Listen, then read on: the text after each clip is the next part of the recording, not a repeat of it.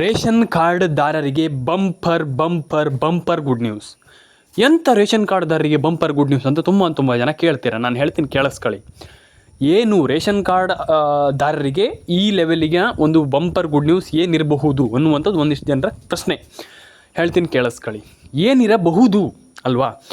ಇಲ್ಲಿ D K Shivakumar ಅವರು ಎಲ್ರಿಗೂ CM ಆದಮೇಲೆ ಒಂದು ಭರ್ಜರಿ ಗುಡ್ ನ್ಯೂಸನ್ನು ಕೊಡ್ತಾ ಇರುವಂಥದ್ದು, ಖುಷಿ ಆಗುವಂಥ ವಿಚಾರ.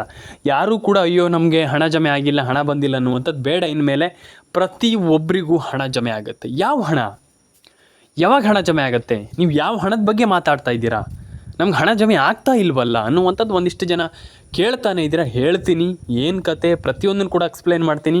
ವಿಡಿಯೋವನ್ನು ಕೊನೆವರೆಗೂ ನೋಡಿ, ತಲೆ ಕೆಡ್ಸ್ಕೊಳ್ಳಿಕ್ಕೆ ಹೋಗ್ಬೇಡಿ. ನಮ್ಗೆ ಹಣ ಜಮೆ ಆಗಿಲ್ಲ, ನಮ್ಗೆ ಹಂಗಾಗಿಲ್ಲ ಹಿಂಗಾಗಿಲ್ಲ ಅಂತ ಎಲ್ರಿಗೂ ಹೇಳ್ತೀನಿ, ಕೇಳಿಸ್ಕೊಳ್ಳಿ ಏನು ಕತೆ ಅನ್ನುವಂಥದ್ದನ್ನು. ವಿಡಿಯೋವನ್ನು ಕೊನೆವರೆಗೂ ನೋಡಿ ಸ್ನೇಹಿತರೆ.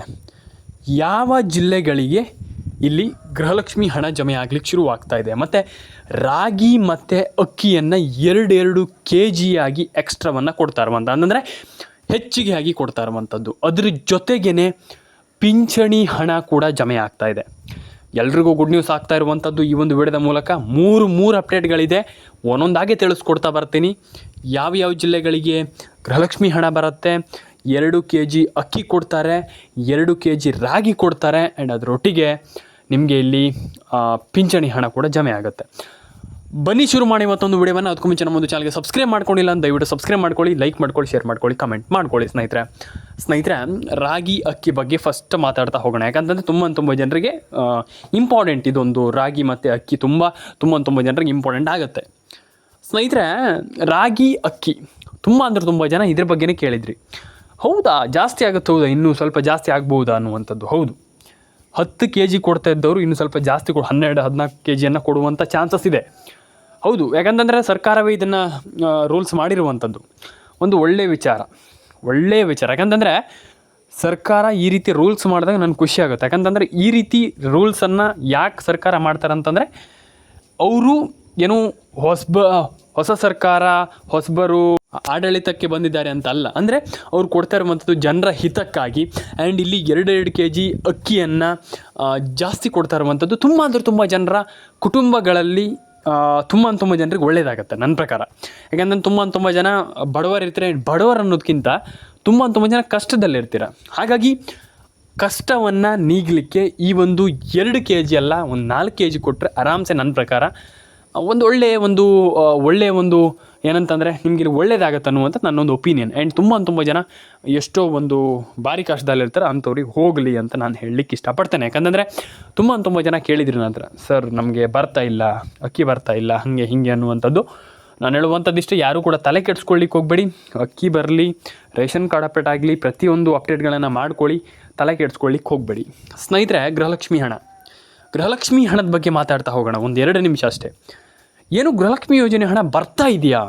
ಏನು ಇನ್ನೊಮ್ಮೆ ಅಪ್ಡೇಟನ್ನು ಏನಾದರೂ ಮಾಡಬೇಕಾ ಅಲ್ವಾ? ಇದೊಂದು ಭಾರಿ ಚರ್ಚೆ ಆಗ್ತಾ ಇರುವಂಥ ಒಂದೇ ಒಂದು ಟಾಪಿಕ್ ಅಂತಂದರೆ ಗೃಹಲಕ್ಷ್ಮಿ ಯೋಜನೆ. ಮತ್ತೊಮ್ಮೆ ಅರ್ಜಿ ಹಾಕಬೇಕಂತೆ, ಹಾಗೆ ಹೀಗೆ ಅನ್ನುವಂಥದ್ದು. ಹೌದು, ಮತ್ತೊಮ್ಮೆ ಅರ್ಜಿಯನ್ನು ಹಾಕಬೇಕಾಗ್ತದೆ ಗೃಹಲಕ್ಷ್ಮಿ ಯೋಜನೆ ಹಣಕ್ಕೆ. ಹೌದಾ? ಹೌದು, 100% ಹೌದು. ನೀವು ಮತ್ತೊಮ್ಮೆ ಅರ್ಜಿಯನ್ನು ಗೃಹಲಕ್ಷ್ಮಿ ಯೋಜನೆಗೆ ಹಾಕಬೇಕು. ಯಾಕಂತಂದರೆ ರೇಷನ್ ಕಾರ್ಡ್ ಇದ್ದರೆ ಇನ್ಮೇಲೆ ಇದೊಂದು ಬಂಪರ್ ಗುಡ್ ನ್ಯೂಸ್. ಕೇಳಿಸ್ಕೊಳ್ಳಿ, ರೇಷನ್ ಕಾರ್ಡ್ ಇದ್ದರೆ ಬಂಪರ್ ಗುಡ್ ನ್ಯೂಸ್. ಮತ್ತೊಮ್ಮೆ ನೀವು ಅರ್ಜಿ ಹಾಕಿದ್ರೆ ಆರಾಮ್ಸೆ ಹಣವನ್ನು ಪಡ್ಕೊಳ್ಬೋದು 100%. ಯಾರೂ ಕೂಡ ಅಯ್ಯೋ ಆಗಲ್ಲ ಅನ್ನುವಂಥದ್ದು ಏನೂ ಕೂಡ ಇಲ್ಲ. ಎಲ್ಲರೂ ಕೂಡ ಪಡೆದುಕೊಳ್ಬಹುದು. ರೇಷನ್ ಕಾರ್ಡ್ ಅಪ್ಡೇಟನ್ನು ಮಾಡ್ಕೊಳ್ಳಿ ಸ್ನೇಹಿತರೆ, ಅರ್ಥ ಆಯ್ತಾ? ಆ್ಯಂಡ್ ಎಲ್ಲರೂ ಕೂಡ ಒಂದೊಳ್ಳೆ ಹಣವನ್ನು ಪಡೆದುಕೊಳ್ಬೋದು. ನಾನು ಮತ್ತೊಮ್ಮೆ ಹೇಳ್ತಾ ಇದ್ದೀನಿ, ಆವಾಗಲಿಂದನೂ ಕೂಡ ಹೇಳ್ತಾ ಇದ್ದೀನಿ ನಾನು, ರೇಷನ್ ಕಾರ್ಡ್ ಅಪ್ಡೇಟನ್ನು ಮಾಡ್ಕೊಳ್ಳಿ, ಎಲ್ಲರೂ ಕೂಡ ಮಾಡ್ಕೊಳ್ಳಿ. ಆ್ಯಂಡ್ ಅದಾದಮೇಲೆ ನೀವು ಇಲ್ಲಿ ಆಧಾರ್ ಕಾರ್ಡ್ ಅಪ್ಡೇಟನ್ನು ಮಾಡಿ, ಪ್ಯಾನ್ ಕಾರ್ಡ್ ಅಪ್ಡೇಟನ್ನು ಮಾಡಿ, ತಲೆ ಕೆಡಿಸ್ಕೊಳ್ಳಿಕ್ಕೆ ಹೋಗಬೇಡಿ. ನಮಗೆ ಅದು ಬರಲ್ಲ, ಇದು ಬರಲ್ಲ ಅಲ್ಲ. ನಾನು ಎಲ್ರಿಗೂ ಹೇಳುವಂಥದ್ದು, ನೀವೆಲ್ರಿಗೂ ಹೇಳುವಂಥದ್ದು ಇಷ್ಟೇ, ಈ ರೀತಿ ಅಪ್ಡೇಟ್ಗಳನ್ನು ಮಾಡ್ಕೊಳ್ಳಿ. ನಿಮ್ಮ ಅನಿಸಿಕೆ ಏನಿದೆ ತಿಳಿಸ್ಕೊಡಿ, ರೇಷನ್ ಕಾರ್ಡ್ ಅಪ್ಡೇಟನ್ನು ಮಾಡಿ.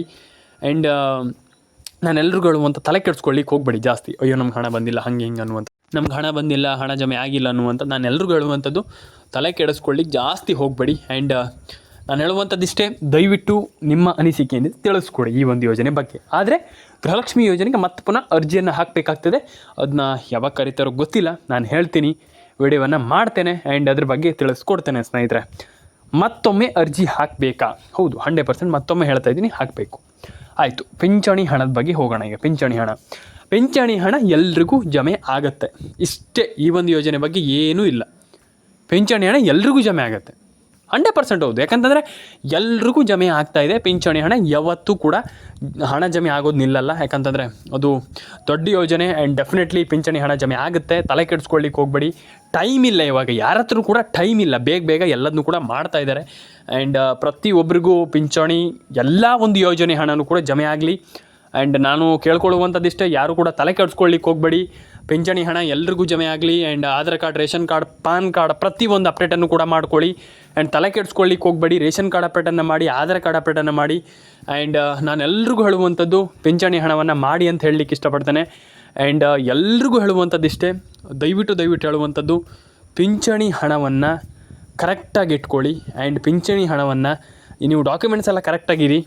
ಡಾಕ್ಯುಮೆಂಟ್ಸ್ ಕರೆಕ್ಟ್ ಇದ್ದರೆ ಪಿಂಚಣಿ ಹಣ ಅದಾಗದೆ 100% ನಿಮಗೆ ಹಣ ಬಂದೇ ಬರುತ್ತೆ. ಆ್ಯಂಡ್ ನಮ್ಮ ಡಿ ಕೆ ಶಿವಕುಮಾರ್ ಅವರು CM ಆದಮೇಲೆ ತುಂಬ ಒಂದು ಒಳ್ಳೆ ಕೆಲಸಗಳಾಗ್ತಾಯಿದೆ, ಖುಷಿ ಆಗುತ್ತೆ ನಮಗೆ. ಆ್ಯಂಡ್ ಬಸ್ ಪಾಸ್ ತುಂಬ ಆಗ್ತಾಯಿದೆ ಈಗ. ಆ್ಯಂಡ್ ಅದರೊಟ್ಟಿಗೆ ಫ್ರೀ ಬಸ್ ಎಲ್ರಿಗೂ ಗೊತ್ತಿದೆ, ಅದು ಕೂಡ ಬರ್ತಾಯಿದೆ. ಆ್ಯಂಡ್ ಎಲ್ಲದೂ ಕೂಡ ಒಳ್ಳೆಯದಾಗಲಿ. ಒಟ್ಟಿನಲ್ಲಿ ಕರ್ನಾಟಕ ಆಗಿರ್ಬೋದು, ಇಂಡಿಯಾಕ್ಕೆ ಒಳ್ಳೆಯದಾದರೆ ಸಾಕಷ್ಟೇ. ಅಷ್ಟೇ ನಾನು ಕೇಳ್ಕೊಳ್ಳುವಂಥದ್ದು. ಎಲ್ರಿಗೂ ಒಳ್ಳೆಯದಾಗಲಿ. ಲೈಕ್ ಮಾಡಿ, ಶೇರ್ ಮಾಡಿ, ಕಮೆಂಟ್ ಮಾಡ್ಕೊಳ್ಳಿ, ಸಬ್ಸ್ಕ್ರೈಬ್ ಮಾಡ್ಕೊಳ್ಳಿ, ವಿಡಿಯೋವನ್ನು ಕೊನೆವರೆಗೂ ನೋಡಿ. ಆ್ಯಂಡ್ ಪ್ರತಿಯೊಬ್ಬರ ಅಕೌಂಟಿಗೆ ಹಣ ಜಮೆ ಆಗಲಿ. ಇದೇ ರೀತಿ ವಿಡಿಯೋಗಳಿಗೋಸ್ಕರ ದಯವಿಟ್ಟು ನಮ್ಮ ಚಾನಲ್ ಸಬ್ಸ್ಕ್ರೈಬ್ ಮಾಡಿಲ್ಲ ಅಂತಂದರೆ ದಯವಿಟ್ಟು ಸಬ್ಸ್ಕ್ರೈಬ್ ಮಾಡ್ಕೊಳ್ಳಿ. ಸಿಗೋಣ ಇದೇ ರೀತಿ ಮುಂದಿನ ವಿಡಿಯೋದಲ್ಲಿ ಸ್ನೇಹಿತರೆ. ಕಮೆಂಟ್ ಬಾಕ್ಸಲ್ಲಿ ಬಂದುಬಿಟ್ಟು ಕಮೆಂಟ್ ಮಾಡಿ ನಿಮ್ಮ ಅನಿಸಿಕೆ ಏನಂತ. ಸಿಗೋಣ, ಬಾಯ್.